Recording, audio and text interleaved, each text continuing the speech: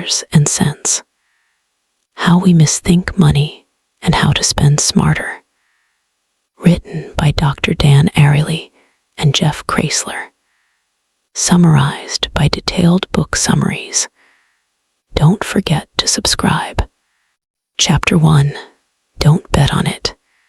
Have you ever walked into a casino or placed a sports bet just for fun, telling yourself it was harmless because it was only a little money?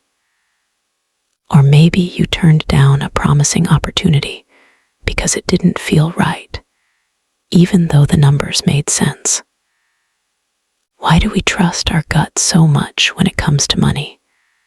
Especially when that gut, as it turns out, is so easily fooled. In this first chapter, Ariely and Kreisler guide us into the core of how we think about money, and more importantly, how we misthink about it. And it all starts with a basic truth. We believe we're rational, but we're not. And when it comes to money, that assumption is costly. The chapter opens with a challenge to the comforting belief that financial decisions are simply math problems in disguise. We think if we just add, subtract, and use common sense, we'll be fine. But that's not how we operate. In reality, our money decisions are shaped not by logic, but by feelings, by gut reactions, by stories we tell ourselves, by unconscious biases that we never stop to question. You don't need to be a gambler to fall into this trap. Every time you decide not to buy insurance because it probably won't happen, or every time you click buy now because you deserve it, you're placing a bet not just on your money, but on your future self. And most of us don't even know we're gambling. Money, Ariely and Kreisler argue, is not intuitive.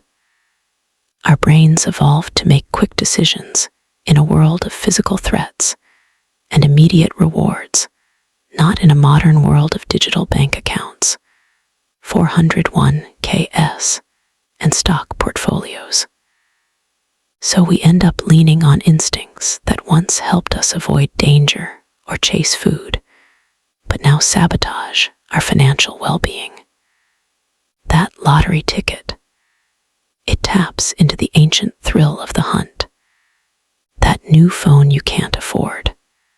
It scratches the itch for social status, another deep-seated survival trait. The irony is that the smarter we think we are, the more prone we may be to these traps. The authors reference study after study showing that intelligence does not immunize us from irrationality. Overconfidence may even amplify it. But if we're not rational, how do we decide?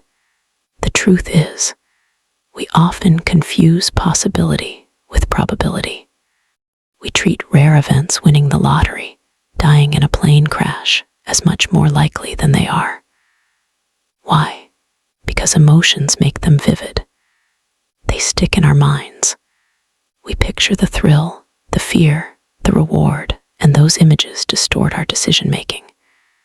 Instead of evaluating risk with logic, we react with feelings. This is why casinos and marketers don't sell odds, they sell dreams. A spinning roulette wheel, a flashing jackpot sign, a rags to riches story. These don't tell you the truth. They tell you what you want to believe, and we're quick to buy in. The authors then introduce a concept that's simple on the surface, but deeply challenging.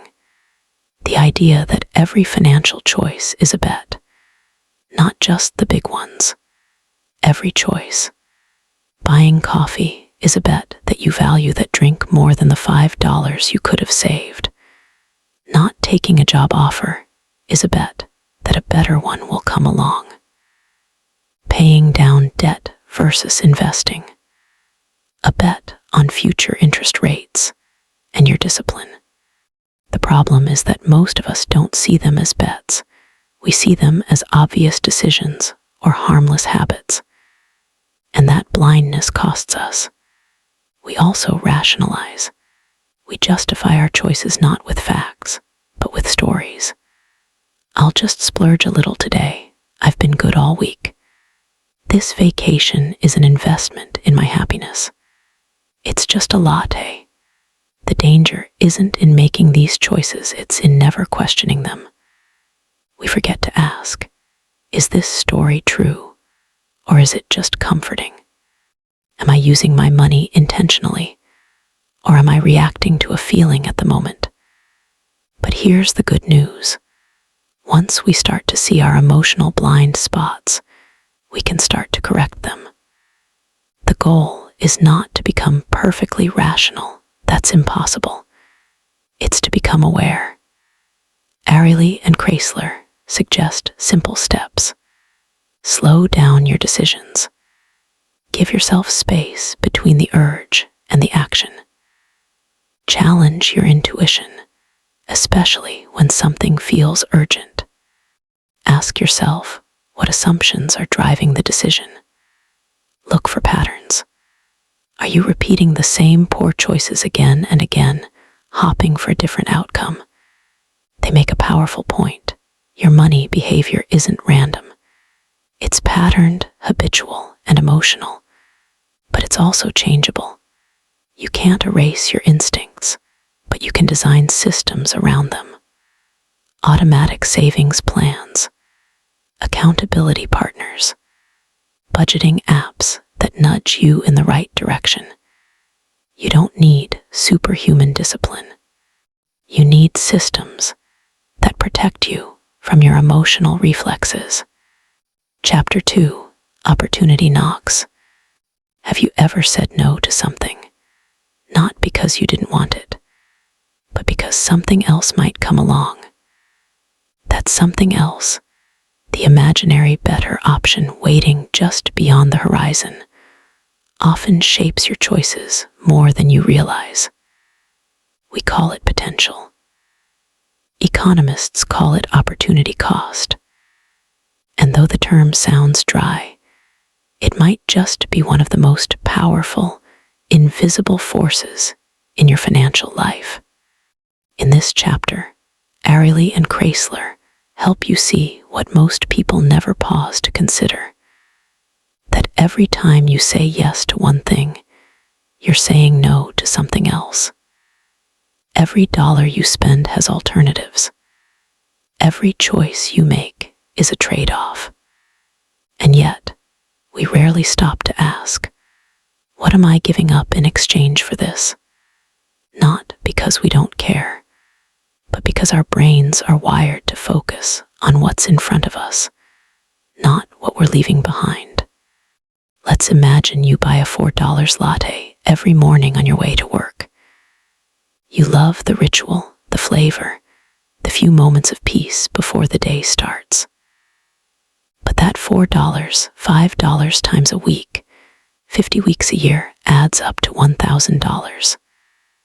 Not in abstract terms, but in real money that could have gone elsewhere, toward a weekend trip, a credit card payment, an emergency fund, or even a small investment that quietly grows over time. Most people don't make that connection. We isolate purchases, treating them as separate from the larger picture. But money doesn't live in isolation. It moves between possibilities, and every choice reshapes your future. One of the most deceptive things about opportunity cost is that it's invisible. You never see what you gave up. You only see what you've got. That's why it's so easy to ignore. The shirt you bought is tangible. The savings you didn't contribute to are not. The new gadget feels like a gain. The debt payment you skipped feels like nothing at all. And so you end up making decisions based on what feels good now, not what would serve you best in the long run. Here's the part that stings. We're not irrational because careless.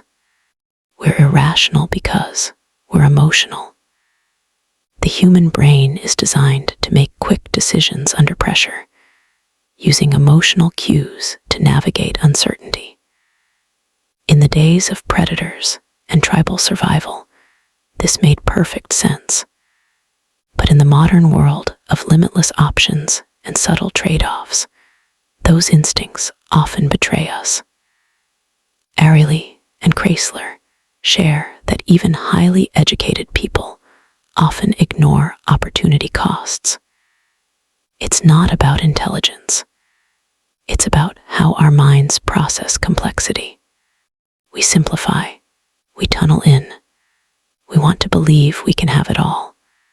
But that belief leads to problems. Every yes is also a no. Every purchase is a missed opportunity to invest, to save, to build something bigger. The cost is real. It just doesn't scream for your attention. But the chapter doesn't just highlight the problem. It offers a way out. One of the most effective tools you can use is simply awareness. The moment you start asking yourself, what am I giving up by choosing this? You activate a deeper layer of thinking. You shift from reactive to reflective. And that shift changes everything.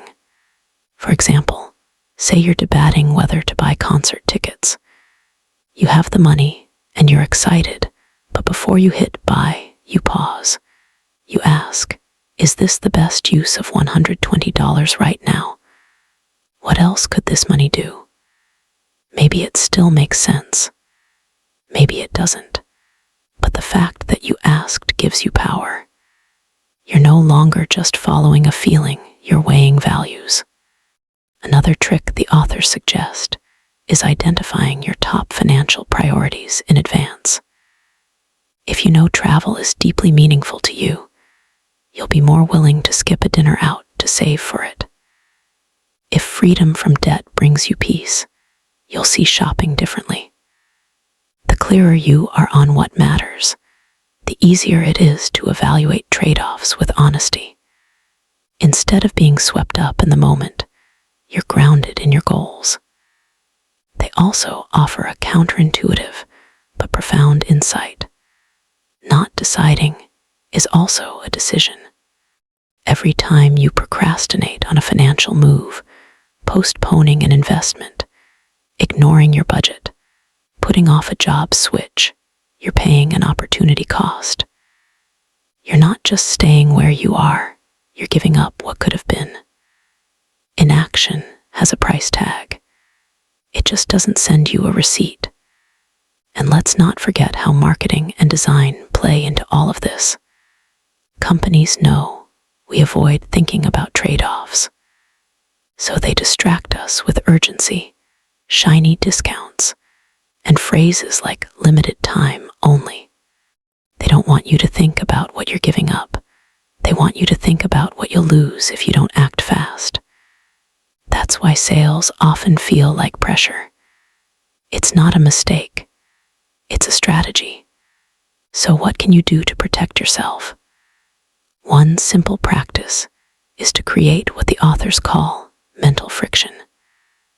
Before a big purchase, build in a pause, sleep on it, run it by someone, or write down 3 alternatives. Even a few moments of reflection can shift your trajectory.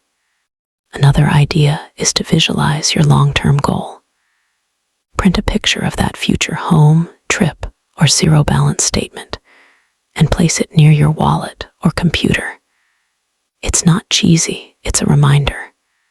Every dollar has direction. You just need to steer it. And maybe most importantly, forgive yourself when you forget. You will make emotional decisions sometimes. We all do. The key isn't to be perfect, it's to keep returning to the question, what is this costing me? Not in guilt, but in clarity. What am I giving up when I say yes to this? As the chapter comes to close, one thing becomes clear. Understanding opportunity cost isn't about sacrifice, it's about alignment. When you weigh trade-offs consciously, you begin to spend in a way that matches your values. You stop chasing everything and start choosing intentionally. And that shift from reaction to reflection is where financial transformation begins. Coming up next, the authors take us deeper into how we mislabel and mistreat money based on where it comes from or how we feel about it. It's called mental accounting, and it's probably shaping your behavior more than you know. You'll see why a dollar isn't always treated like a dollar, and what you can do to fix that. Shall we keep going? Chapter 3, A Value Proposition. Have you ever wondered why you're perfectly willing to pay $4.50 for a coffee at a trendy cafe, but would never dream of paying that much for the same drink at a gas station? Or why getting something on sale feels like a win, even if you didn't need it in the first place? That little voice in your head that decides what something is worth is doing a lot more guesswork than you think. In this chapter, Ariely and Kreisler show us that value isn't fixed, it's a story we tell ourselves. And those stories can be wildly misleading. Value should be simple, right? You look at a product or service, assess its usefulness, compare it to other options, and assign a price in your mind. But that's not how it works. The truth is, most of our sense of value is created in context. It's relative. It depends on comparisons, framing, emotions, expectations, and even the words we use to describe it. And once you realize this, you start to see how easily your financial choices are manipulated, not just by marketers, but by your brain. Imagine you walk into a store and see a sweater marked down from $150 to $75. That feels like a good deal, doesn't it? You might not have planned to buy a sweater at all, but suddenly $75 seems reasonable because you're comparing it to the imaginary anchor of $150. That anchor is powerful. Without it, you might think $75 is excessive, but with it, you feel like you're saving. This is what the authors call relativity, and it plays a huge role in shaping perceived value. The trick is, relativity is everywhere. We use it to evaluate salaries, homes, cars, and even relationships. We don't just look at things in isolation, we compare them to what's around. And that tendency, while helpful in some ways, can completely distort our judgment. A $10 burger seems overpriced at a food truck, but cheap at an upscale restaurant. A $40,000 car might seem like a splurge, unless you're looking at it next to a $65,000 SUV. The authors point out that marketers are masters of manipulating relativity. Ever wonder why there's always a super expensive item on a menu that no one orders? It's not there to be sold. It's there to make the second most expensive item seem more reasonable. It's called decoy pricing. You think you're making a rational choice, but you've just been nudged by context. And once you're aware of this, you start noticing it everywhere. Even the language used to describe something affects its perceived value. Is it a used car or a certified pre-owned vehicle? Is that dinner a combo meal or a prefixed tasting menu? Words carry emotional weight, and we're constantly responding to them, even if we don't realize it. That's That's why we'll pay more for the same thing wrapped in fancier packaging. The product hasn't changed, only the story around it. Ariely and Kreisler also dig into how scarcity impacts perceived value. Something that's limited edition, or only two left, feels more valuable because it triggers our fear of missing out. Even if we didn't need or want it a moment ago, the idea that it's rare or in demand suddenly makes it desirable. Scarcity isn't always real, but the urgency it creates is. Another fascinating insight is how our expectations shape our experience of value. If you expect something to be amazing because of a high price or glowing review, your brain often makes it feel that way, even if the experience is average. In one experiment, participants who drank what they believed was expensive wine rated it as tasting better than the same wine labeled with a cheap price. Our minds create value based on what we believe, not what we objectively perceive. So, how do we protect ourselves from being manipulated by relativity, labels, and framing? The authors suggest a few powerful strategies. First, try to isolate the thing you're evaluating from its context. If you're buying a laptop, ignore the $2,000 model and ask yourself, do I need the $1,201, or would a $600 machine serve me just as well? Strip away the comparison and focus on utility. Second, check your emotional response. Are you excited because you're getting a deal, or because you truly value the item? Is the price making the product seem better, or is the product worth the price regardless of what it's sitting next to? Third, be skeptical of urgency and exclusivity. Limited time offers, flash sales, and phrases like "only one left in stock" are designed to override your reasoning. Pause, breathe. Ask yourself if you'd still want it tomorrow or next week. Lastly, question your expectations. Just because something is expensive doesn't mean it will be better. And just because it's cheap doesn't mean it's worthless. Try revering your assumptions. If this expensive item were cheap, would I still want it? If this cheap item were expensive, would I be more impressed? As the chapter winds to close, the authors bring us back to a powerful realization. Value is subjective. That doesn't mean it's meaningless. It means it's malleable. And if you're not shaping your sense of value, someone else is. Marketers, retailers, salespeople, even your friends and family, they're all contributing to your internal pricing model. But the more aware you become of those influences, the more power you reclaim. You can start asking better questions. You can challenge your first impressions. And most importantly, you can begin to align your sense of value with what matters to you, not what looks good, sounds good, or sells well. In the next chapter, we'll explore one of the most emotionally charged parts of spending, the pain of paying. Why does handing over cash feel so much harder than swiping a card?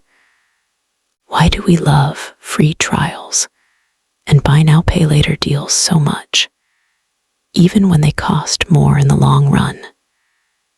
Get ready to discover how the timing and visibility of a payment can change everything. Chapter 4, The Pain of Paying. Why is it so easy to hand over a credit card, but so difficult to pull cash from your wallet? Why does buying something with the tap of a phone feel painless, while watching a crisp $20 bill leave your hand stings, even if the price is the same? These aren't just quirks. They're deep psychological patterns rooted in how we experience the pain of paying.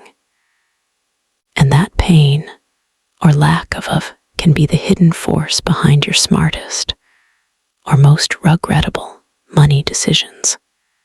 It turns out that paying for things isn't just a financial transaction, it's an emotional experience. Your brain processes spending money as pain, in the literal sense. Functional MRI scans show that certain parts of the brain light up when we make purchases, particularly when we feel a loss. And here's the trick. The way we pay determines how much of that pain we feel. The more visible and immediate the payment, the more it hurts.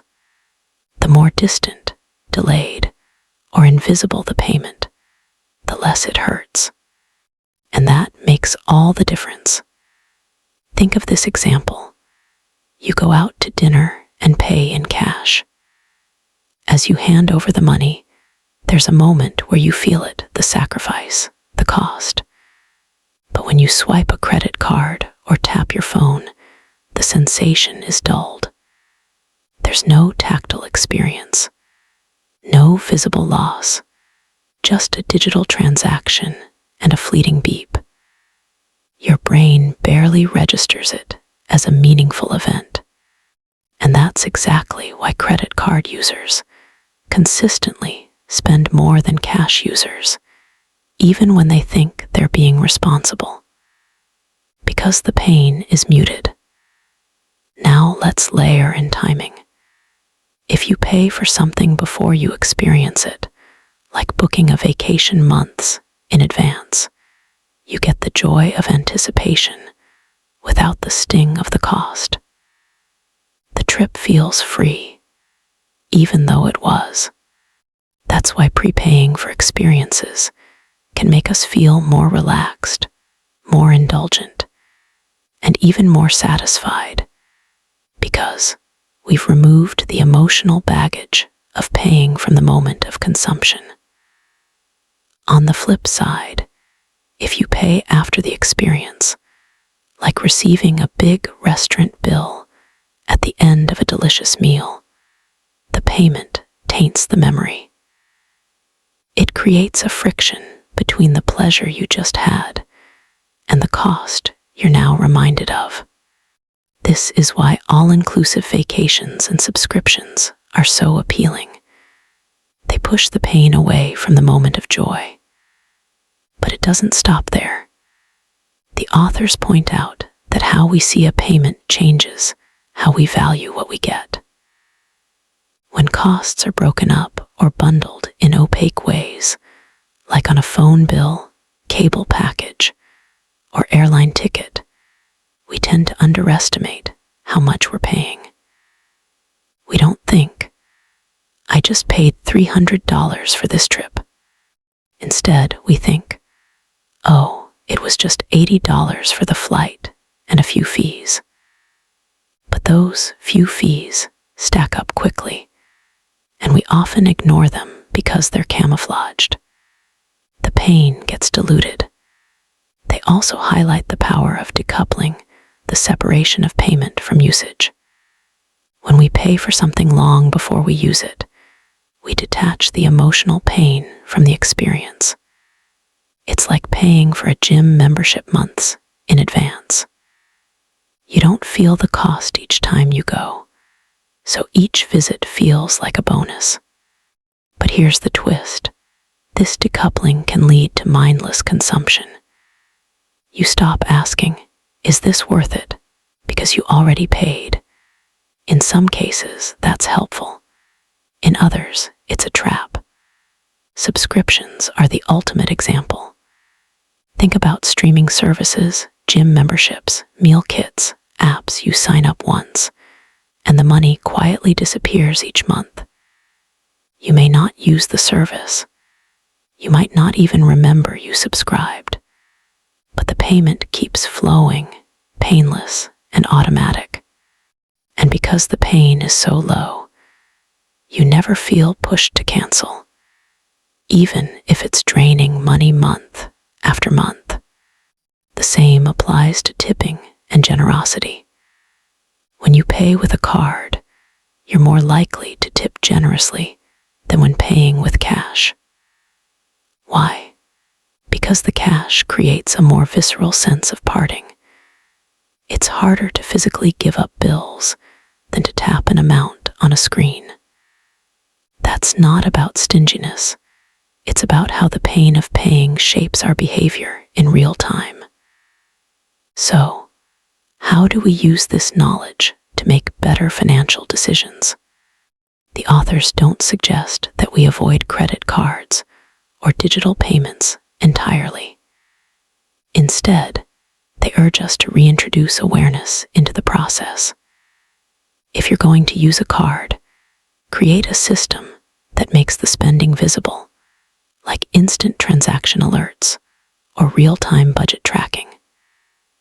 That moment of notification becomes a brief jolt of emotional feedback. You just spent $25. Are you okay with that? That's the kind of friction that slows you down without derailing your life.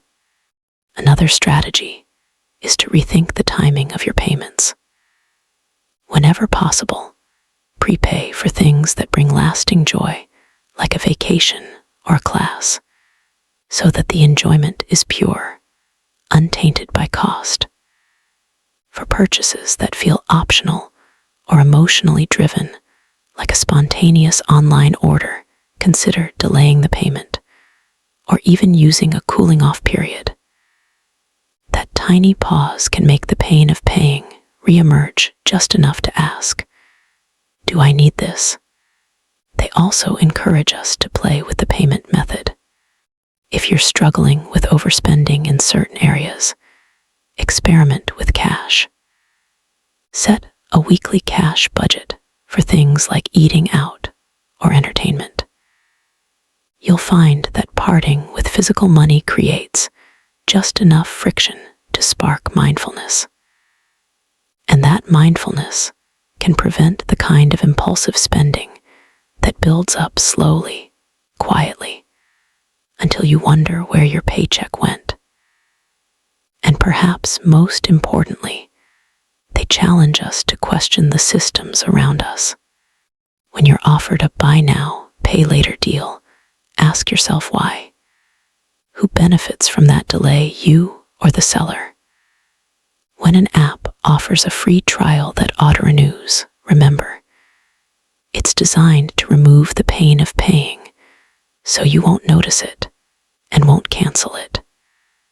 The system is working exactly as it's meant to. But now that you're aware, you can opt out of the automatic and choose something better. By the time this chapter comes to close, you're left with a deeper appreciation of how subtle, almost invisible forces shape your financial behavior. The pain of paying is not just a nuisance, it's a compass. And when we dull it too much, we lose our direction.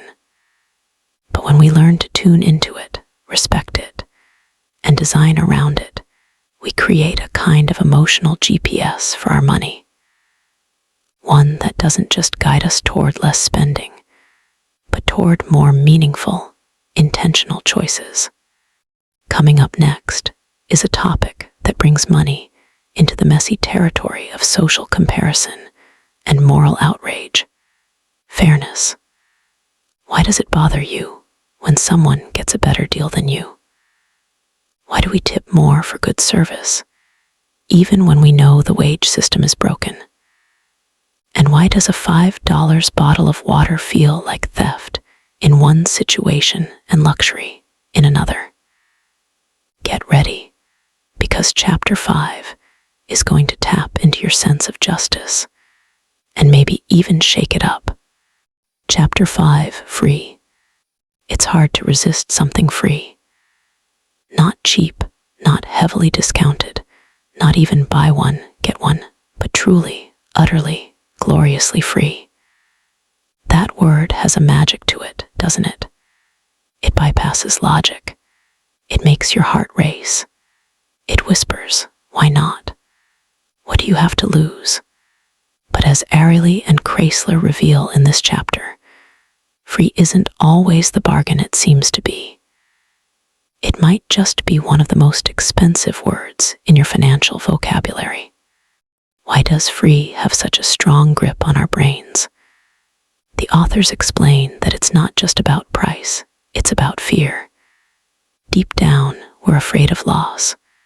We don't want to waste money. We don't want to make bad choices. So when something is free, all that fear seems to disappear. There's no risk, no regret, no downside.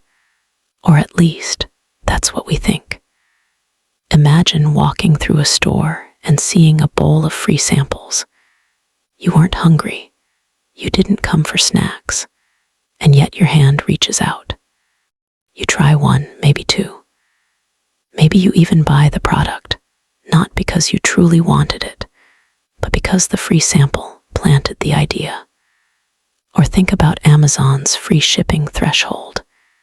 You only needed $18 worth of items, but to get free shipping at $25, you add something you don't care about. Why? Because we're wired to hate paying for something that could be free, even if, paradoxically, it costs us more. Free doesn't just alter what we choose, it warps how we think. The authors describe experiments where people were offered a choice between a 15-cent lint truffle, a very high-quality chocolate, and a 1-cent Hershey's Kiss. Most chose the truffle. But when the price dropped by a penny each, making the truffle 14 cents and the Kiss free, almost everyone picked the Kiss. Same price gap, but the word free hijacked their rational mind. People traded quality for the illusion of a perfect deal. And here's the deeper truth. Free isn't really about $0. It's about zero pain. When something is free, there's no transaction cost, no mental toll, no emotional calculation. We don't stop to ask if we want it, need it, or value it. We just take it. That's why free offers are so powerful. They make us feel safe, smart, and lucky, even when they're leading us somewhere we never intended to go. Ariely and Kreisler dig into the idea that free often hides opportunity costs. Just because you didn't spend money doesn't mean you didn't spend something. Time, attention, energy, all of those are valuable resources. When you stand in line for an hour to get a free sandwich, that's time you're never getting back. When you subscribe to a free service and get bombarded with ads, your attention is the price. But because the payment isn't money, we don't factor it in. We say, it was free, and ignore what we gave up. This also applies to free trials and subscriptions. You sign up for a month-long premium membership thinking, I'll just cancel before it charges. But then you forget, or you decide to let it ride. Or maybe you like it, but now you're paying for something you wouldn't have bought otherwise. The free trial didn't just give you value, it changed your behavior. It pulled you in. It made you a customer. Even worse, free can trigger overconsumption. When something is free, we take more than we need. More napkins, more ketchup packets, more donuts at the office party. There's this quiet voice that says, if you don't take it, someone else will. So we hoard, we waste, we clutter our homes and our minds with things we don't even want, all because they didn't cost money. But they did cost something. And let's not forget the emotional consequences. Free can create guilt. You go to a seminar because of the free lunch, and now you feel pressure to buy what they're selling. Or someone gives you a gift, and suddenly there's a social obligation. Reciprocity kicks in. You want to give back, and businesses know this. Free isn't just generosity, it's strategy. So what can we do to protect ourselves from the illusion of freedom? The first step is simple. Pause. Ask yourself, would I still want this if it weren't free? That question cuts through the spell. It makes you evaluate the actual value of what's being offered, rather than getting swept away by the price tag or lack of one. Next, consider the true cost. If you're investing time, attention, or emotional energy, be honest about that. Free is never truly free. There's always a trade-off. The clearer you are about what you're giving up, the smarter your choices will become. And finally, remember that free isn't always a gift. It's often a hook. That doesn't make it evil, but it does mean you need to stay conscious. Just because something costs nothing doesn't mean it's worth anything. And just because you're not spending money doesn't mean you're not spending at all. As this chapter draws to close, you realize that the word free doesn't just tempt you, it seduces you. It plays to your deepest instincts. But now, you have a different lens. You can see the cost behind the zero. You can feel the tug of your attention, your time, your choices. And when you recognize that, freedom loses its power over you. Coming up next, Chapter 6 dives into why we tend to overvalue things we already own, and why letting go, even for a profit, can feel like a loss. If you've ever priced your old couch way too high or clung to something just because it was yours, the next chapter is going to hit close to home. Chapter 6, Ownership. Why is it so hard to let go of things we already own? Why do we tend to overprice our used furniture, hesitate to cancel subscriptions we no longer use, or keep holding onto clothes we haven't worn in years? There's something powerful and primal at work here, something that tricks our judgment and makes us emotionally irrational with money. From the moment we call something ours, our brain treats it differently. It becomes infused with extra meaning, extra value, and often extra resistance to letting go. The moment you own something, it changes how you think about it. It doesn't matter whether it's a $3 coffee mug or a second-hand couch. Ownership inflates its perceived value in your eyes, sometimes subtly, sometimes absurdly. You might think, well, I wouldn't pay $300 for this bike, but I'd never sell my bike for less than that. This is what psychologists call the endowment effect. The instant something is mine, my brain starts assigning it a special kind of worth, not because it's inherently more valuable, but because I now have an emotional attachment to it. And it's not just about physical objects.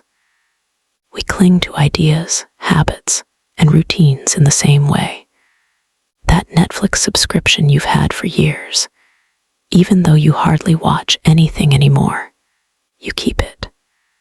The gym membership you rarely use, but can't seem to cancel, you hold on to it. These things aren't actively serving you anymore, but because you've already invested in them, money, time, identity, they feel like part of who you are. Letting go would mean giving up not just a service, but a piece of your story. That story becomes even more powerful when you've worked for something.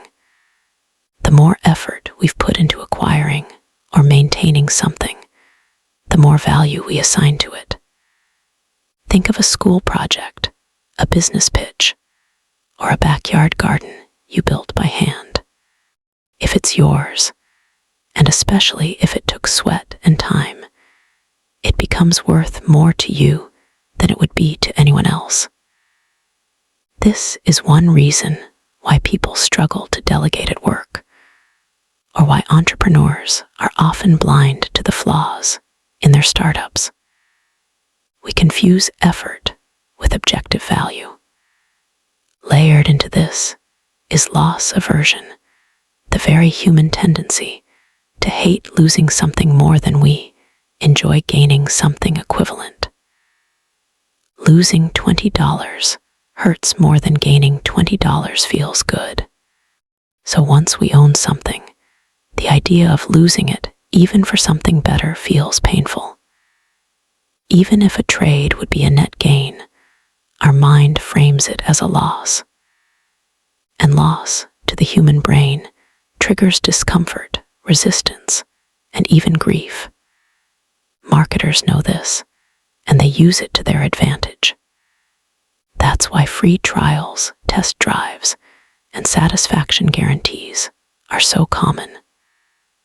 Once you've had the experience of owning or using something, your reluctance to give it up increases dramatically. You start thinking of it as yours, and returning it feels like giving up part of yourself. Even if it costs you money down the line, you're less likely to cancel something you've already made part of your life. This kind of thinking can creep in everywhere. That pile of books you've been meaning to read, but never have. You keep them, telling yourself you might get around to them. Those kitchen gadgets, that treadmill, that stack of old electronics, you hold on to them just in case. Even if deep down you know they're not adding any real value to your life, parting with them feels wrong, wasteful, disloyal even. But the truth is, all of these things, objects, subscriptions, ideas, take up space. Not just physical space, but emotional and mental space too. Every item you keep, every service you maintain, every old goal you refuse to release is another small weight you're carrying. And often, they're draining your money and attention in directions that don't serve you anymore. So what can you do about it? First, become aware of the illusion. Just because you own something doesn't mean it's still valuable to you. Ask yourself, would I buy this again today? Or better yet, if I didn't already have this, how much would I be willing to pay for it? If the answer is not much, that's a signal. You're probably holding on to it because of emotional ownership, not actual value. Next, try to separate the emotional story from the item itself. The memories associated with a souvenir or an old piece of clothing don't live in the object, they live in you. Letting go of the item doesn't erase the experience. You can honor the past without storing it in your closet. Another helpful trick: create distance. Put things away temporarily in a box, in a closet, out of sight. If you don't think about them, need them, or miss them after a few weeks, you've got your answer. You've broken the emotional illusion long enough to see clearly. And finally, reframe the act of letting go. Instead of focusing on what you're losing, think about what you're gaining: space, clarity, freedom, maybe even cash. Selling something isn't just a financial transaction. It's a psychological release, a declaration that you're not going to let outdated attachments dictate your present or your future. Ownership is powerful. It shapes how we see things, how we value them, and how tightly we hold on. But with a little awareness, you can loosen your grip. You can ask better questions. You can stop overvaluing what's familiar and start valuing what serves you. Coming up next is a surprising look into how we mentally divide our money into different buckets, and how that simple habit, called mental accounting, affects our choices in profound, often irrational ways. Chapter 7: Mental Accounting. Have you ever wondered why the same dollar can feel different depending on where it comes from or how you plan to spend it? A bonus feels like play money. A tax refund is a treat. But your paycheck, that's for bills and responsibility. We treat money differently, not because of logic, but because of the mental boxes we put it in. This is the heart of mental accounting. It's one of the most fascinating tricks our brains play on us. And while it can help us stay organized, it often leads us down a path of irrational choices that feel right in the moment, but don't always serve us in the long run. We don't think of money as just money. We mentally divide it into categories, even though each dollar is interchangeable. There's rent money, grocery money, emergency fund money, vacation money, gift money, and it helps us stay on track to a degree. But here, where it gets tricky, the origin or intended purpose of the money changes how we feel about spending it. A dollar earned through hard work feels more precious than a dollar you found on the sidewalk. A rebate feels like a reward, even if it's just your own money coming back. And because of this, we sometimes make decisions that ignore objective financial wisdom in favor of emotional rules. Imagine two scenarios. In the first, you've already bought a $10 movie ticket, but when you get to the theater, you realize you lost it. You hesitate. Do you spend another $10 to buy a second ticket? In the second scenario, you haven't bought the ticket yet, but on the way in, you lose a $10 bill. Most people say they'd still buy the ticket in the second case, but not the first, even though both situations involve a $10 loss. Why? Because in the first case, you mentally assign that $10 to movie money, and losing it feels like wasting the entertainment budget. But the second $10 loss feels unrelated, just unfortunate. Mental accounting has reframed the situation completely. This is how we make ourselves feel better or worse about our spending without even realizing it. We're more likely to spend money labeled bonus or gift on indulgences, while we hoard money labeled savings or rent. It creates an illusion of control and purpose, but sometimes that illusion leads us astray. Think about how many people carry expensive credit card debt while holding on to cash in a savings account. The logic makes no sense. Why pay 20% interest when you could just pay down the balance? But emotionally, the savings account is sacred. It's in a different bucket, untouchable. That kind of rigid mental accounting can end up costing us far more than we realize. Mental accounting also affects how we treat found money. Let's say you get an unexpected refund or win a small lottery. Most people immediately think of ways to spend it on a dinner, a gadget, a getaway. Rarely do we think of applying it to debt, bills, or long-term savings. Why? Because emotionally, that money doesn't feel like ours in the same way. It feels like a reward, a treat, and treats aren't for paying off mortgages. They're for enjoyment. The authors show how this same principle influences everyday decisions, too. Say you drive across town to save $10 on a $30 purchase. Seems like a good deal, right? Now imagine doing the same for a $900 laptop. Would you still bother for the same $10 savings? Most people wouldn't. But it's the same $10. What changed? Not the value, but the context. How we mentally frame the purchase affects how we value the savings. That's mental accounting at work again.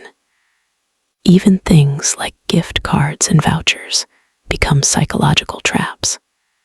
You might feel obligated to spend them in a specific way, treating them as free money instead of what they are, locked in cash. And because we want to get the most value out of them, we sometimes overpay, buying things we wouldn't otherwise buy just to avoid wasting the card. But in reality, we're not saving, we're spending under the illusion of value. This is why Ariely and Kreisler warn us. Mental accounting can be helpful, but only when we understand how it works and when we're willing to step outside of it. It's okay to have categories. It's okay to budget. But ask yourself regularly, are these labels helping me make better choices or just helping me feel better about bad ones? One way to recalibrate your thinking is to treat all money the same. Whether it comes from your paycheck, a gift, or a windfall, ask, what's the smartest use of this dollar? That one question helps strip away the emotional labeling and gets you back to actual priorities. Do I need to pay off high-interest debt? Am I saving for something that truly matters? Or am I spending just because the category feels like it allows it? Another trick is to consolidate decisions. Instead of thinking about each expense in isolation, should I buy this shirt? Should I get takeout tonight? Look at your overall spending patterns. When you zoom out, you begin to see how much the little things add up. The dinner here, the coffee there, the Uber ride you justified because it was fun money. They're all connected, even if you filed them away in separate mental boxes. Mental accounting is powerful because it feels so natural. It gives structure. It makes us feel smart, but it's also sneaky. It lets us off the hook. It lets us justify decisions that don't serve us.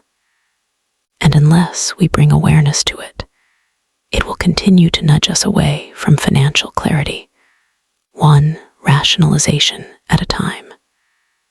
By the time you finish this chapter, one thing becomes clear. Every dollar should serve your bigger goals, not your emotional categories. If you can learn to see money for what it is, fluid, neutral, equal, you'll begin to free yourself from the psychological traps that have been quietly steering your spending.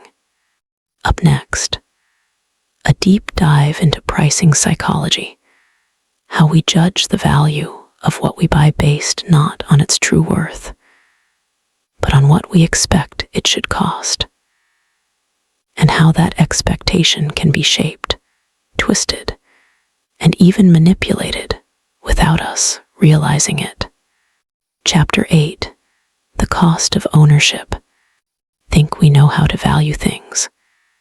We imagine ourselves as rational judges of worth, weighing price, usefulness, and satisfaction. But something strange happens the moment we take ownership of an object. It stops being just a thing and starts becoming a part of us. That's when our perspective begins to warp. What we own, we value more not because it's better, but because it's ours. This psychological transformation is subtle yet powerful, and it deeply influences the way we behave with money. Imagine a simple object, a coffee mug. Before you own it, it's just a mug. $5, maybe $6, maybe less. But the moment you receive it, maybe as a gift, maybe from your workplace, maybe from a favorite trip, it becomes special. Not in terms of quality or function, but in meaning. It's no longer a generic cup. It's your cup. And if someone offered to buy it from you, you'd probably quote a higher price than you'd ever be willing to pay for a similar one. That's the endowment effect in action. The moment something becomes ours, we overvalue it. Our emotional attachment inflates its price in our minds.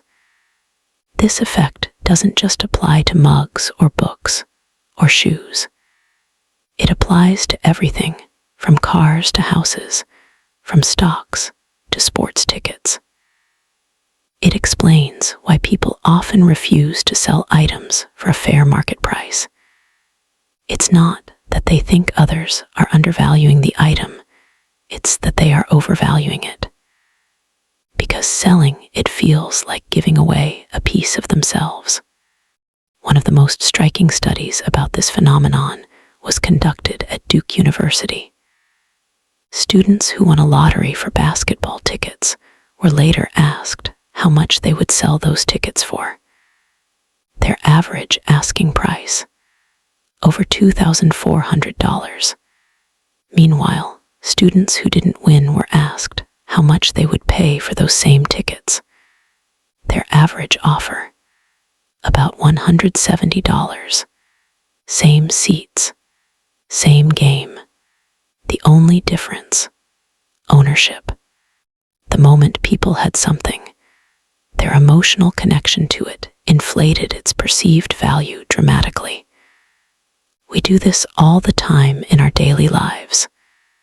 We cling to clothes we never wear, gadgets we never use, furniture we never sit on.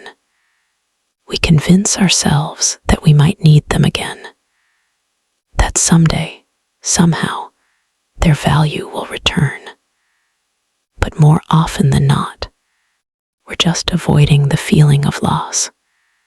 Because parting with something we own doesn't feel like a neutral decision. It feels like a small death, giving up, a letting go. And it's not just physical items, it's ideas, investments, and plans too.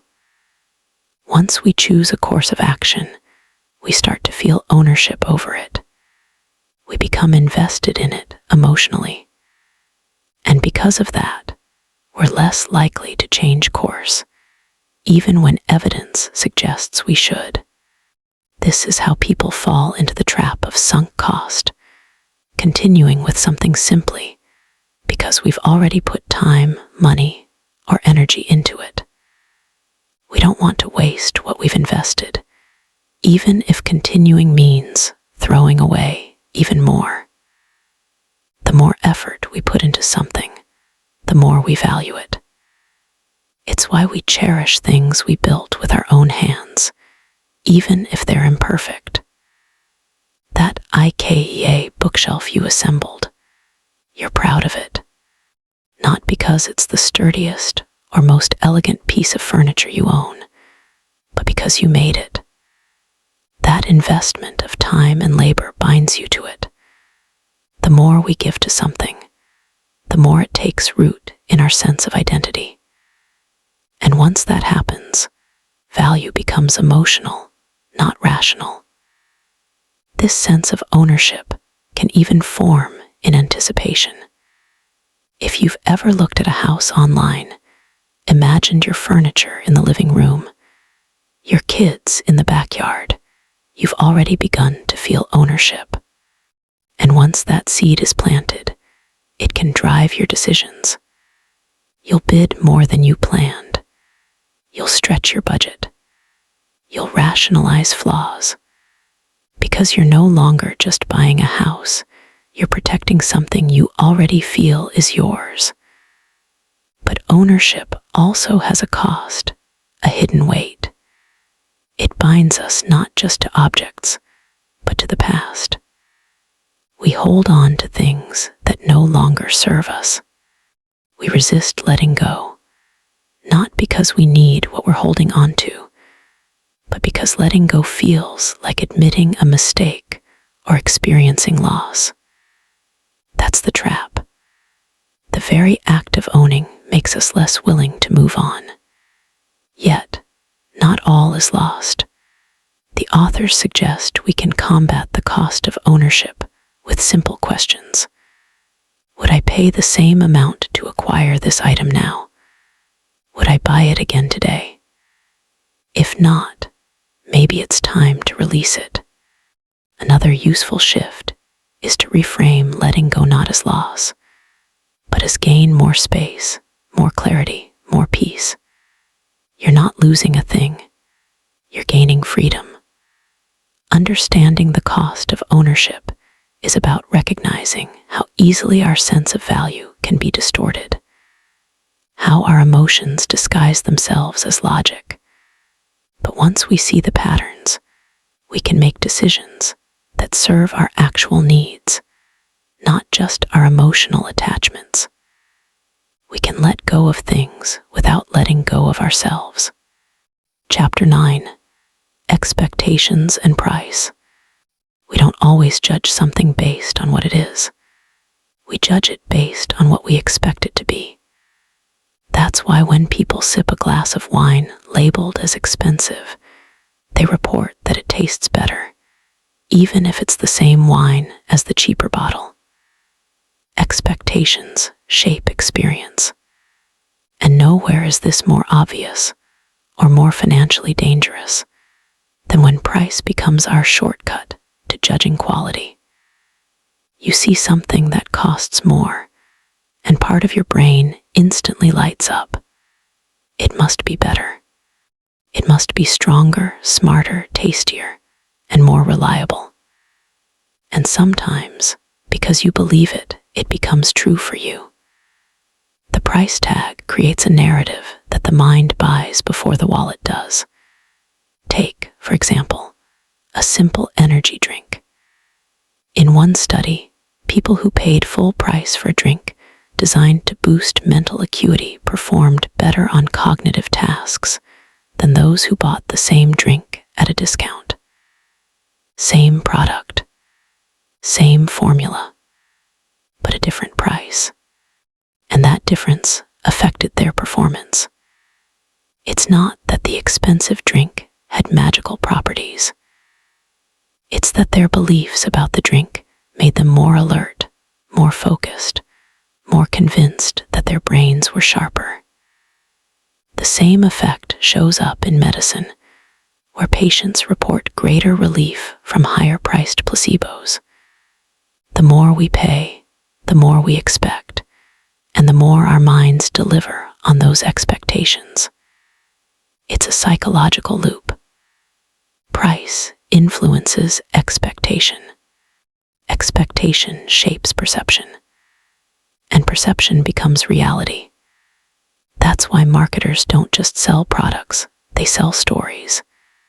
They design packaging, set prices, and curate experiences to align with the emotional narrative they want you to believe. You're not just buying perfume, you're buying elegance, mystery, desirability. You're not just getting a watch, you're buying success. A car, freedom, a new phone, innovation. The higher the price, the stronger the signal.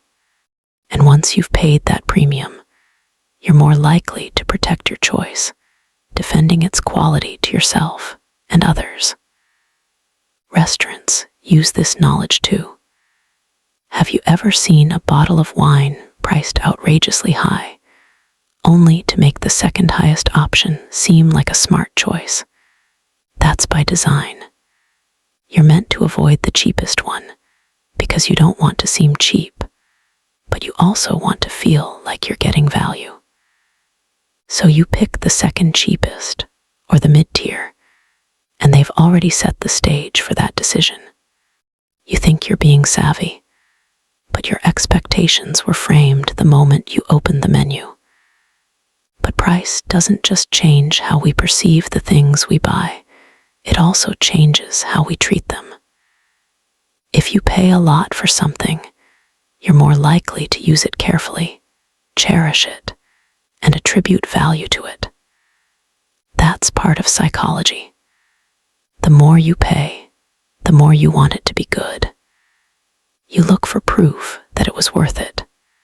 You tell yourself the class was better, the food was tastier, the experience was richer, because the alternative, admitting it wasn't, is uncomfortable. It creates dissonance, so your brain smooths over that discomfort with justification.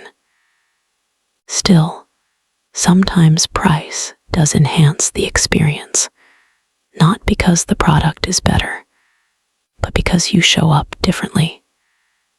Paying more for a personal trainer might make you take your workouts seriously.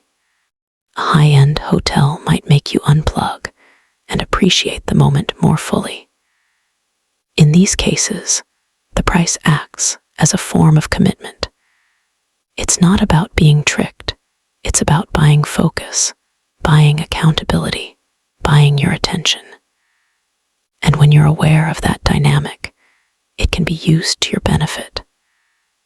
But the danger is when price becomes the only lens through which you evaluate value. When you start to assume that expensive automatically means better, you become vulnerable to manipulation. You stop asking real questions. Does this product solve my problem? Does it fit my needs? Does it taste better, work faster, last longer? Instead, you rely on price as proof, and that's where irrationality creeps in. You spend more not because you're getting more, but because you think you are. That belief can be hard to break. We're conditioned from an early age to link cost with quality. Even when we know better, even when we intellectually understand that price and value aren't always connected, we still feel the pull. That's why testing is so important. Blind tastings, label-free comparisons. Try the store brand instead of the name brand. If you can't feel a difference, there may not be one. And over time, these small experiments help rewire your assumptions. Of course, we don't just buy for ourselves, we buy for the message it sends to others. Sometimes we want to be seen with the expensive handbag, the sleek car, the designer sunglasses. The price becomes a symbol, a way of signaling status or belonging. And while that's understandable, social perception matters. It can also become a trap. You spend to impress, not to fulfill a need. You chase identity through objects, and often it never feels like enough. The real insight here is that price is never just a number. It's a cue, a whisper, a suggestion about what you should feel, how you should behave, and what kind of person you should be. But that suggestion only becomes powerful if you accept it without question. If you pause, if you ask, do I believe this is better because of what it is, or because of what it costs? You gain clarity. You interrupt the automatic connection between price and quality. You give yourself space to make a more honest, grounded decision. And that's the point. Expectations are powerful, but they're not destiny. You can change them. You can challenge them. You can learn to see through them. And when you do, you'll begin to spend less not by cutting corners, but by cutting through illusion. You'll spend with intention, not just assumption. You'll get closer to true value, unshaped by price tags, unfiltered by hype, and you'll reclaim your ability to decide what matters to you. Chapter 10, Fairness and Free. We don't just care about money, we care about what it means. And perhaps nowhere is that more obvious than in our deep, emotional attachment to the idea of fairness. We don't always make choices based on what benefits us most financially. Sometimes we choose based on what feels just, even if it costs us more. Sometimes the math doesn't matter nearly as much as the message. You can offer someone a good deal, a rational trade, a benefit, but if they perceive it as unfair, they'll walk away. And the irony, they'll feel good about it, because at that moment, they didn't lose money, they defended their principles. Imagine you're standing in front of a store that just raised its prices right after a snowstorm. You need a shovel. The hike makes sense in terms of supply and demand, but your gut reaction, you feel exploited. You might even leave without buying it. You might trudge home empty-handed, even though you still need that shovel. Why? Because accepting that price feels like accepting injustice. And to many of us, that emotional cost is worse than a few extra dollars. That's the power of perceived fairness. It can override logic, need, even comfort. But what defines fairness? It's not fixed. It shifts depending on context, expectations, and the stories we tell ourselves. A $6 bottle of water at a music festival might feel fine.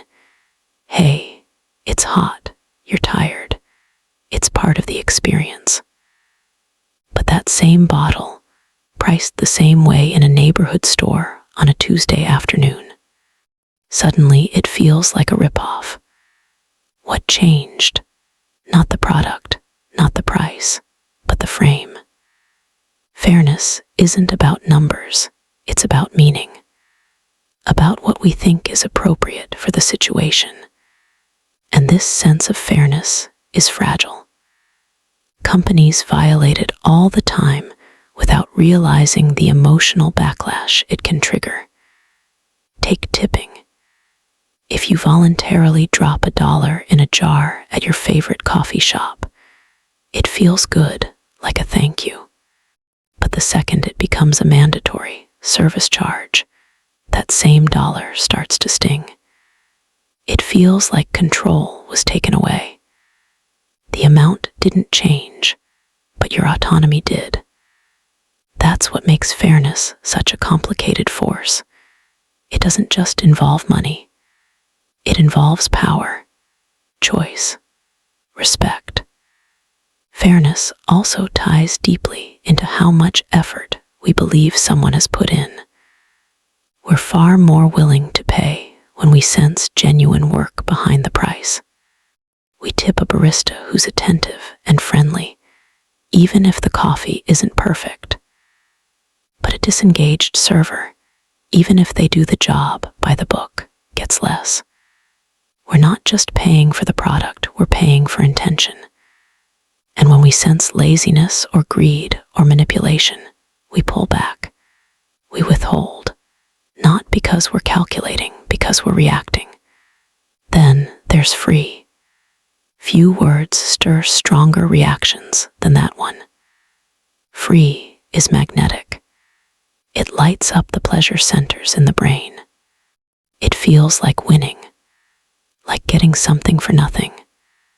And because of that, we often act irrationally around it. We'll go out of our way to get a free item we don't need. We'll buy 2 things we didn't plan on just to qualify for free shipping. We'll prioritize free over better, cheaper, smarter options.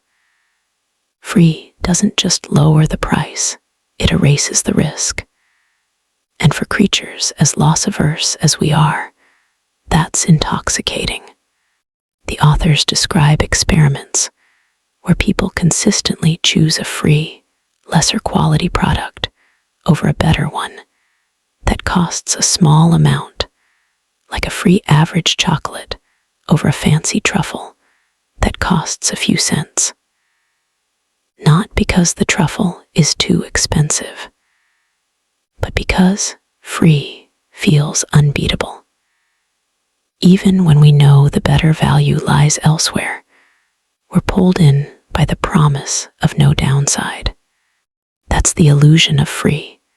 It feels safe, but often leads us to choices that aren't truly valuable or even useful. We also overvalue free things because we overlook opportunity costs. If something's free, we don't question whether we need it, whether it takes up space, whether it costs us time or focus. We just take it. It doesn't occur to us that free might come at the expense of something better.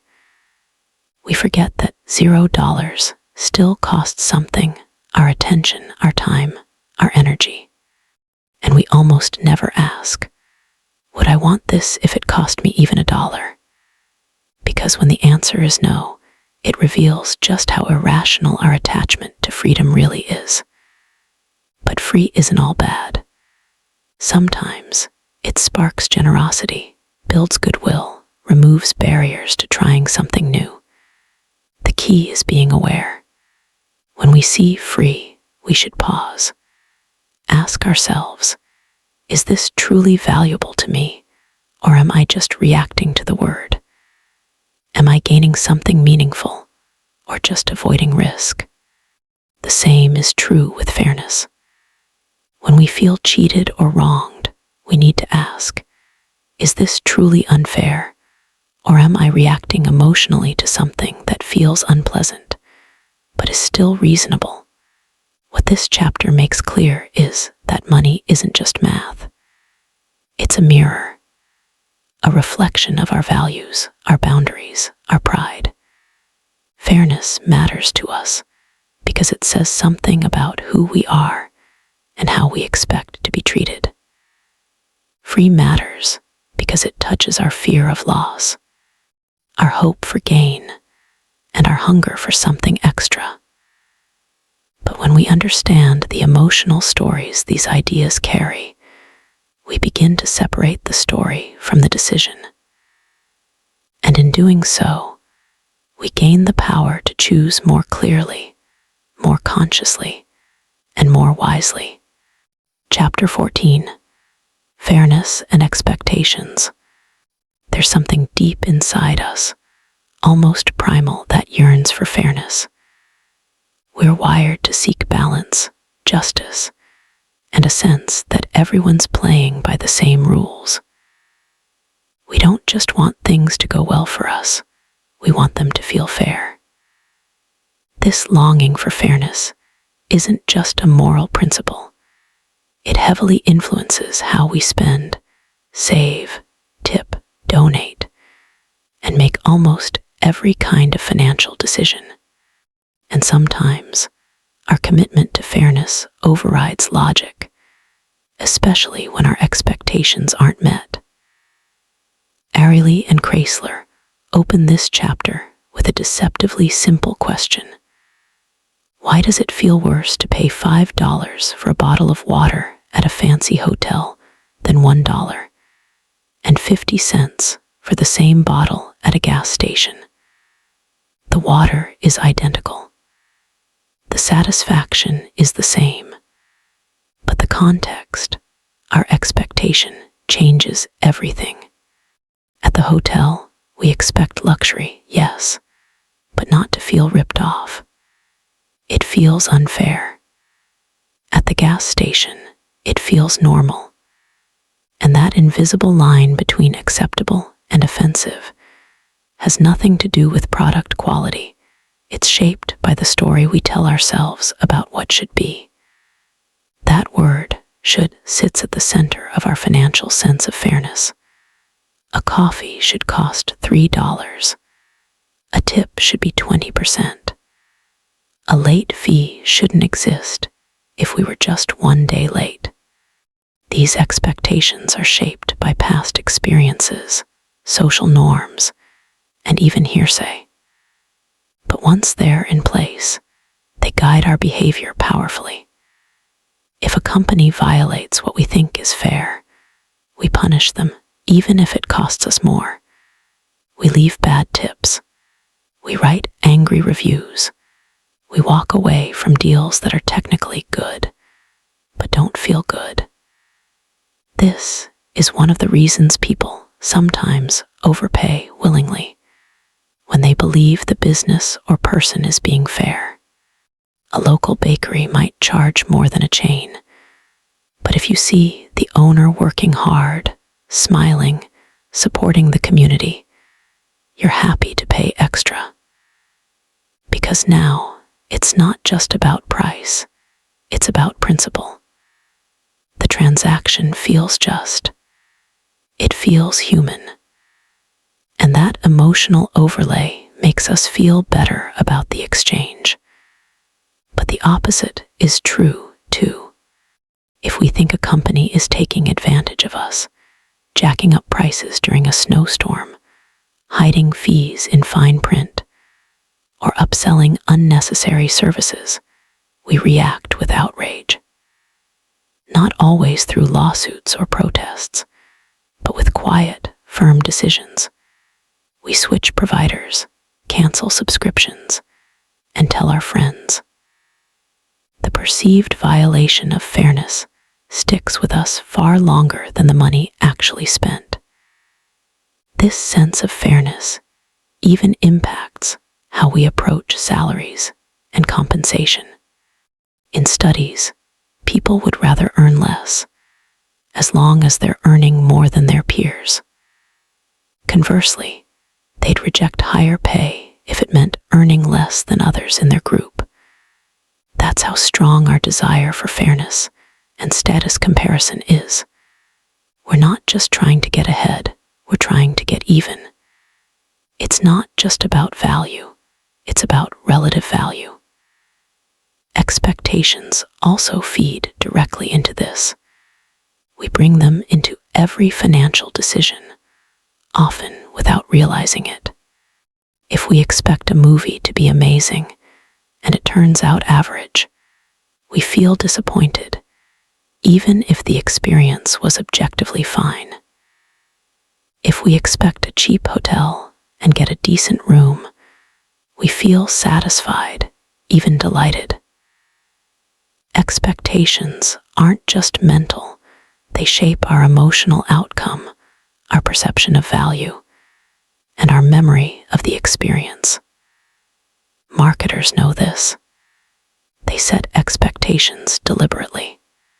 They promise best-ever experiences, unbeatable deals, once-in-a-lifetime value, not necessarily to deliver, but to frame the customer's mindset before the product even arrives. And once expectations are set, our minds do the rest. This can lead to satisfaction or disillusionment. It can make an average meal feel magical, or a great product feel like a letdown. So, what does this mean for our financial lives? It means we need to become conscious of two things: what we expect and what we believe is fair. Often, disappointment doesn't come from what we receive, it comes from the gap between expectation and reality. Managing that gap, being honest with ourselves about what's likely, what's reasonable, and what matters, can make our financial lives feel more grounded and less reactive. It also means we can train ourselves to spot when we're reacting to fairness rather than facts. Am I upset about this price because it's too high, or just because it breaks my internal rulebook? Is this tip too low, or am I applying an old standard to new context? Is my outrage valid, or is it based on an outdated expectation? We're not robots. We're not meant to be perfectly rational. But when we become aware of our deep need for fairness and our tendency to shape decisions around expectation rather than value, we regain a bit of control. We can slow down, reflect, adjust, and maybe, most importantly, we can extend that fairness inward, not just to businesses and people around us, but to ourselves. To forgive ourselves for past money mistakes, to adjust our expectations about what wealth or success should look like. To treat our financial journey not as a rigid race for perfection, but as a flexible process, one shaped by values, evolving goals, and yes, sometimes even our sense of justice. Chapter 15. The Price of Free. Some decisions should be straightforward. See a price, evaluate it, and make a choice. But in real life, things rarely play out so neatly, especially when the true cost of something is hidden or delayed. The moment we don't physically see money leaving our hands, we start to behave differently. Our brains are wired to respond to felt pain, so when money becomes abstract, distant, or bundled into something else, that pain dulls. And as that emotional signal fades, our discipline often fades with it. Credit cards are a perfect example. Swiping a piece of plastic doesn't feel the same as handing over cash. The transaction is the same, but the emotional impact is muted. With cash, there's a visible trade-off. We feel the loss. But with cards, it's like the cost is happening somewhere else, at some later time, disconnected from the moment of decision. That disconnect is dangerous. It makes us feel like we're in control, even when we're not, like our finances are intact when they're quietly slipping. Ariely and Kreisler call this salience. When the cost of something isn't salient, that is, obvious and present, it becomes easy to ignore. Think of monthly subscriptions that automatically renew. A gym membership you haven't used in months, a streaming service you signed up for on a whim, a software bundle that charges you yearly for features you don't even use. The cost is there, silently siphoning away dollars. But because it's hidden in routine or automation, we hardly notice. And we rarely question it. It just becomes background noise. This is also why deferred payments are so seductive. Buy now, pay later offers make spending painless today. But eventually, that future payment becomes a present reality. And often, by the time it does, the initial excitement of the purchase is long gone. What remains is the burden, the stress, the shrinking bank balance. Yet, in the moment of decision, we aren't thinking about that version of ourselves. We're thinking about it now. And now I want to feel good. Bundled costs are another trap. When multiple services or features are lumped into a single price, we stop evaluating them individually. We focus on the package, not the parts. That's how we end up paying for cable channels we never watch, features we never use, meals we didn't eat. The illusion of value, all this for one low price, overrides the question, do I need any of this? Then there's the emotional manipulation behind recurring charges. We hold onto things not because they serve us anymore, but because canceling feels like giving up. The unused gym membership isn't just a waste of money. It's a quiet reminder of a promise we didn't keep. And rather than face that disappointment, we keep paying. We tell ourselves we'll go next week. That next month will be different. And the subscription renews again. Even more subtle is the cost of time and mental energy. We chase small savings, obsess over minor deals, and sign up for rewards programs that take hours to track and use. And all the while, our time disappears. The opportunity cost is invisible. There's no receipt for stress, no invoice for distraction. But those are costs too. Just because they don't show up on a bank statement doesn't mean we're not paying them. So, how do we protect ourselves? We start by shining a light into the corners. Bring hidden costs into the open. Review your subscriptions. Track what you're using versus what you're just paying for. Confront the truths that are easy to avoid. Ask yourself what your future self will gain or lose from today's decisions.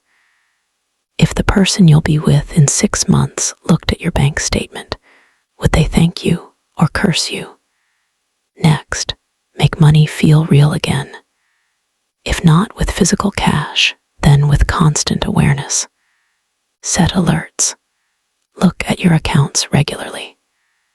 Create friction in your spending, not to punish yourself, but to make yourself feel present.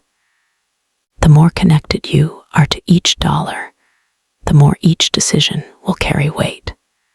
And weight, in this case, is a good thing. Finally, remember that money isn't just about numbers. It's about attention, time, and peace of mind. And when we allow costs to stay hidden, they don't just drain our wallets, they drain our clarity. But with a bit of mindfulness, a willingness to face uncomfortable truths, and a commitment to live with intention, we can reclaim control, not just over what we spend, but over how we feel about what we spend. And in that space, we find freedom. Chapter 16, Opportunity Knocks, Opportunity Costs Hide. We like to believe we're logical creatures, carefully weighing every choice, budgeting responsibly, spending mindfully. But there's a silent player in nearly every financial decision. We make one we rarely acknowledge, and even more rarely feel: opportunity cost. At its core, opportunity cost is what we give up every time we say yes to something else. It's not just the money we spend, but what that money could have done elsewhere. Yet because those alternate possibilities never materialize in front of us, we overlook them. And when we do, we often make decisions that don't align with what we really value. Imagine spending $50 on a fancy dinner. It's a fun night, good food, great ambience. But what did that $50 not get used for? It didn't go to groceries for the week. It didn't go into your savings. It wasn't used to chip away at that lingering credit card balance. But because those things didn't happen, because they didn't physically occur in front of us, we don't feel the cost. And that's what makes opportunity cost so sneaky. It hides behind the decisions we did make, never raising its hand to say, "Hey, I was an option too." Our brains aren't wired to easily detect what isn't there. We're designed to respond to what we see, touch, and experience directly. So when a tempting product is right in front of us, available with just a swipe or click, the emotional appeal overwhelms the quiet, abstract idea of what we could have done with that money instead. The purchase feels good now. The missed opportunity doesn't feel like anything at all. That's why we don't think twice about spending $7 a day on coffee or upgrading our phones when the current one still works perfectly fine. We feel the satisfaction of the thing we bought. We don't feel the potential of what we gave up to buy it. And over time, that disconnect creates a financial life that's built less on our actual priorities and more on habits, assumptions, and impulses. But once we understand this, really understand it, something shifts. We begin to see that every choice we make is a trade-off, even when that trade-off isn't immediately visible. And that awareness allows us to pause, to ask, What am I saying no to by saying yes to this? Sometimes the answer is trivial. Other times it's profound. And either way, the act of asking helps us align our actions with our true goals. Ariely and Kreisler encourage us to build this habit, not to become obsessed with optimization, but to live with more clarity. The point isn't to strip joy from spending, but to bring mindfulness to it. When you consider what else you could be doing with your money, your time, your attention, you give yourself a chance to make choices you won't later regret. You step out of autopilot and back into control. And it's not just about finances. Opportunity costs lives in how we spend our weekends, who we give our energy to, where we place our attention. Saying yes to one commitment is always saying no to another. The danger comes when we stop noticing, when we forget that our time, energy, and resources are finite, and start giving them away by default instead of by design. It's also important to remember that not every best use is financial. Sometimes, the best choice really is that dinner out, or that spontaneous trip, or that gift for a friend. But what makes it the best choice is that it was made with awareness, that you looked at what it meant to you, considered the alternatives, and still said, yes, this matters more to me right now. That's what intentionality looks like. It's not about always choosing the cheapest option. It's about choosing with your eyes open. The beauty of embracing opportunity cost is that it doesn't require drastic changes. It just asks for honesty. What are you really buying when you buy something? What are you really giving up? And is that trade-off worth it, based on the life you want to build? Most of us don't regret what we chose to do. We regret what we never realized we could have done instead. Opportunity cost won't knock on your door. It won't tap you on the shoulder. But if you pause long enough, ask the right questions, and tune in to what you value most, you'll begin to hear it whisper. Choose wisely, because every yes carries a no you'll never see. Chapter 17, Language. We don't often think about language when we think about money. Numbers, sure. Budgets, yes. Income, expenses, spreadsheets. But words, they seem separate, decorative, descriptive, maybe useful for a financial advisor or a sales pitch. And yet, language is one of the most powerful forces shaping how we experience, understand, and use money. Words don't just describe financial reality. They create it. They frame it. They influence it in ways that run so deep we often don't realize it's happening. Take the word free. There's something magical about it, something that flips a switch in the brain. When we hear free, we relax. We stop asking questions. We lean in. Logic shuts down and emotion takes over. Buy one, get one free. Free trial, free shipping, free gift. That one word changes everything. We forget to ask if we even want the first thing, or what happens after the trial ends, or if the price was inflated to cover the cost anyway. Free feels good. It feels safe. But it's not always honest. It's a linguistic trick that plays directly to our emotions, and we fall for it because of how the word makes us feel asterisk, not what it actually means asterisk. Then there are words like fee, charge, surcharge, and convenience.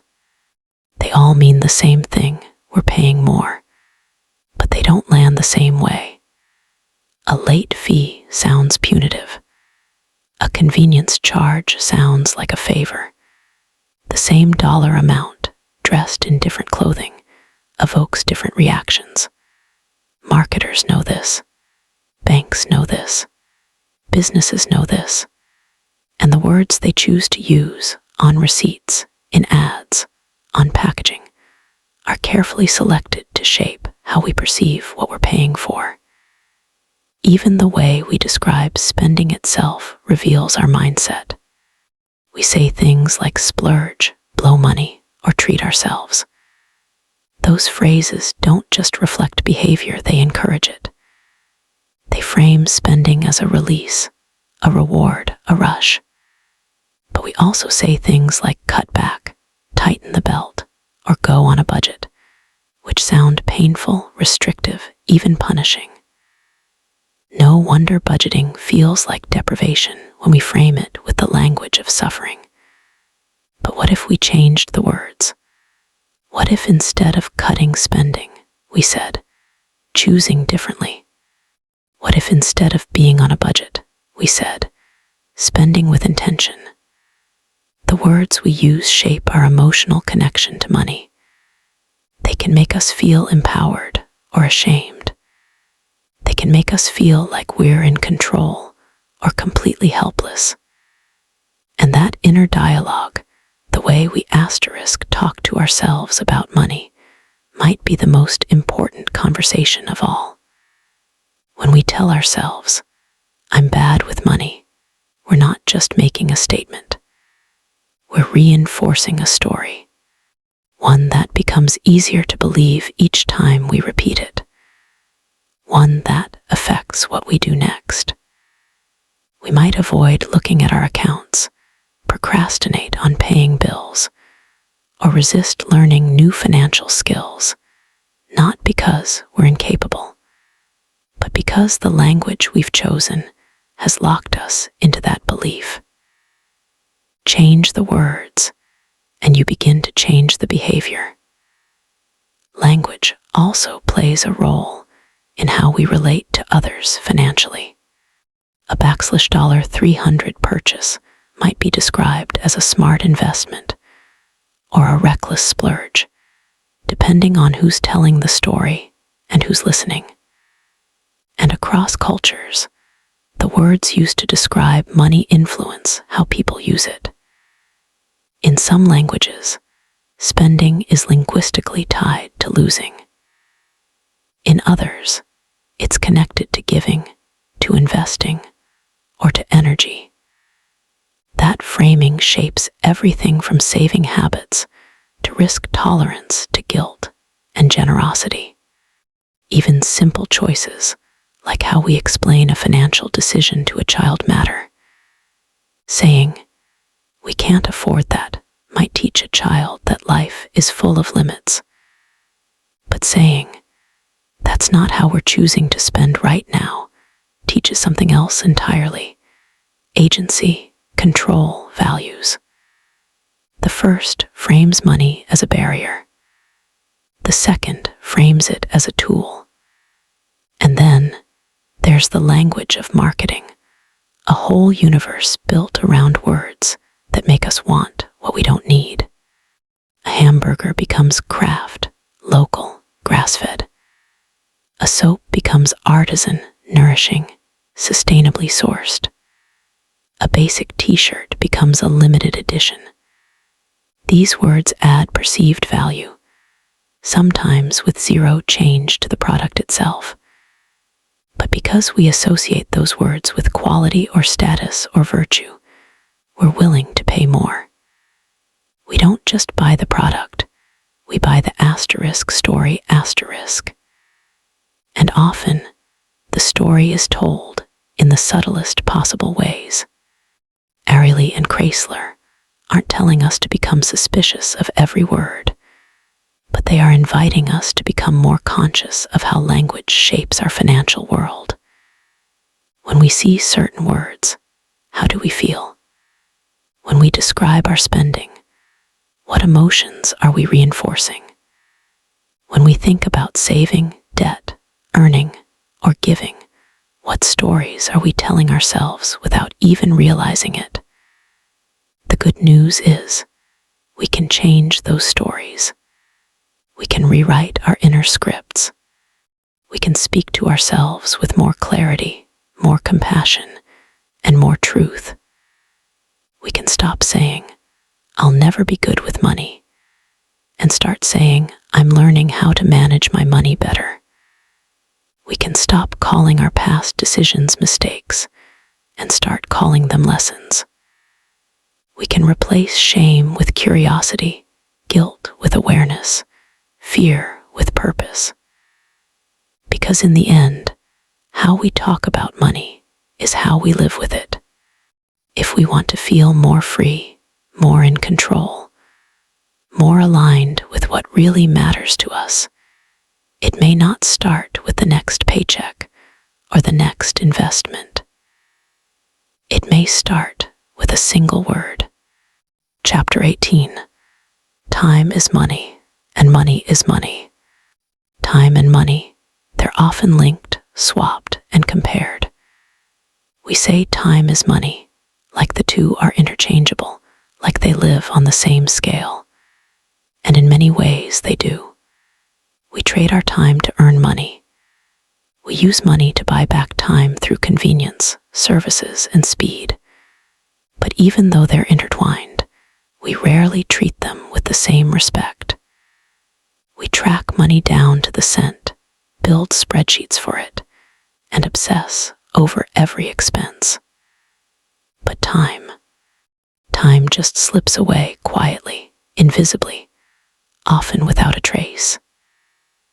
Ariely and Kreisler end their exploration of irrational money behavior by pointing to something that feels even more elusive than a dollar: our attention, our time. And they argue that understanding the value of our time is just as important, if not more, than understanding the value of our money. Because while we can earn more money, save more, invest more, we can't generate more time. Once it's gone, it's gone. And yet, we're astonishingly careless with it. Think about how we chase tiny savings at great personal cost. We'll drive 30 minutes across town to save $5 on something, without realizing we've just traded an hour of our time, the planning, the driving, the return trip, for barely a cup of coffee. We'll wait in long lines, clip endless coupons, argue over hidden charges, all in the name of saving money, even if the time and mental energy we expend far outweigh the savings themselves. Why? Because time doesn't come with a receipt. We don't see it draining from our accounts. It doesn't alert us when it's being wasted. And so we overlook it. The authors point out that this blind spot isn't just about individual moments. It becomes a mindset. When we constantly chase low prices or try to optimize every financial decision, we may be doing so at the expense of peace, energy, creativity, or presence. It's not that saving money is bad. It's that we don't always weigh the cost of the savings. Time spent saving is time not spent doing something else, something that might bring us more joy, more rest, more meaning. They give a striking example. Imagine someone earning $50 an hour at work, but spending 2 hours to save $15 on a product. On paper, it's a loss. But because we compartmentalize time and money, because we don't emotionally feel time slipping the way we feel money leaving, we think we've won. We don't factor in the opportunity cost. We don't ask, what else could I have done with those 2 hours? What makes this worse is that our culture often rewards busyness and hustle. We glorify those who sacrifice sleep, skip vacations, and grind through weekends, all in the name of financial success. But what is that success for, if not to afford a life rich in time? Time to rest, to think, to connect. Time to read, to create, to walk with someone we love. The irony is that we so often chase money to buy freedom, but forget that we already possess the raw material of freedom: hours, days, attention. We just don't protect it the same way. That's why the authors encourage us to develop a new metric, not just what does this cost, but what is this worth in time? When you spend an hour arguing with a customer service rep over a $10 charge, was it worth it? When you drive out of your way for a small discount, was that a good trade? And beyond the math, how did it make you feel? Because money is important, but so is peace. So is joy. So is your ability to use your time in ways that align with your values, not just your bottom line. And sometimes, choosing the more expensive option can be the wiser move if it buys back time, reduces stress, or enhances your life in meaningful ways. That's not wasteful, that's strategic. That's emotional intelligence applied to money. As they close the book, Ariely and Kreisler remind us that most of our irrational financial behavior isn't born from stupidity or carelessness. It's born from being human. We're emotional, we're easily swayed. We respond to context, to stories, to language. We rely on instincts that once helped us survive, but now lead us to overspend, undersave, or chase the wrong kind of value. The good news: once we see those patterns, we can start to shift them.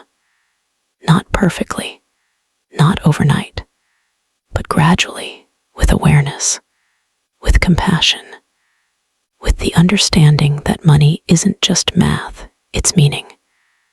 And we're the ones who get to shape that meaning. You don't have to master every financial rule to build a rich life. You just have to get curious about how you think, feel, and talk about money. You have to catch yourself in those small moments when you're reacting instead of choosing. And when you do, you start to reclaim not just your money, but your freedom. Because in the end, time is money. And money is money. But your life, the hours, the minutes, the attention you give is worth far more than either. Spend it well. Don't forget to subscribe. See you soon.